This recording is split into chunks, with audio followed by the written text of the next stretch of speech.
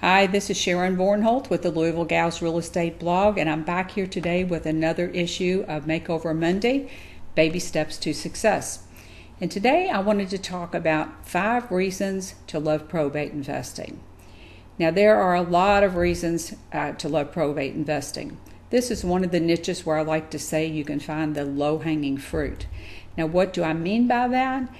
These are folks that are almost always motivated to sell the property. They just don't want it. They only want the cash.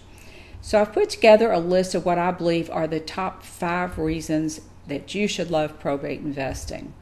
The first reason is that you will never run out of leads. Unlike some niches that are market driven like foreclosures, there will always be a steady stream of probate leads. And I don't mean that in a bad way, but it is just a fact. The second reason is that there will be less competition for these leads than in a lot of other niches. These leads are not always the easiest leads to get, and most people are by nature not going to go to a whole lot of trouble to get them. So if you're that person that will dig in and take the time to find out how to get the leads in your area, then you will be successful in this niche. The third reason is that this niche has more motivated sellers, or the most motivated sellers of just about any niche. These folks have inherited a house, and they almost never want the house. They want the money sitting in the house. The heirs will almost always do one of 2 things. They will either list the house on the MLS, or they will go straight to an investor and call that investor to buy the house. Now, if they put it on the MLS, I don't throw those leads away. If I've talked to them and maybe the house is listed and they want to see if they can get an offer for whatever it's listed for, I will always tell those people, I think you should go ahead and keep your house listed.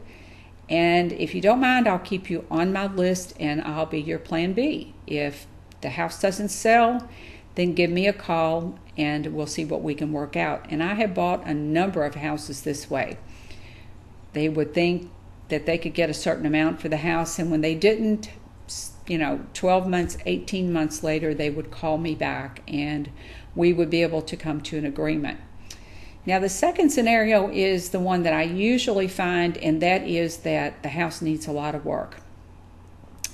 The heirs either don't have the money to put into the house, or they don't want to spend their money to fix up Aunt Tilly's house. They just want to get rid of it, and they'll take whatever they can get for the house. And these are really the type of motivated sellers that you really want to find. So the fourth reason is that it's easy to market to these people. Once you get your list, it's easy to set up a direct mail campaign to these folks. One thing you need to understand is a lot of these people won't even begin to think about cleaning out the house until a year has passed. So it's important that you set up a campaign, a direct mail campaign, and that you keep mailing to them until the house is sold, till you buy the house or someone else buys the house. And the fifth and last reason is that once these folks make a decision, they tend to sell quickly. They may drag their feet for 6 months, 9 months, a year, or even longer. But once they decide, they want you to be Johnny on the spot.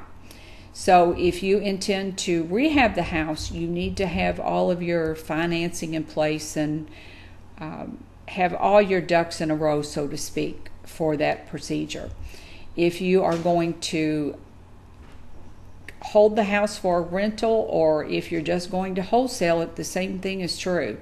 Whatever your exit strategy is, you need to be sure that you have all the pieces in place, because they're very likely to call you and say, I've had this house for a year or 18 months and my taxes are due in 2 weeks on the estate.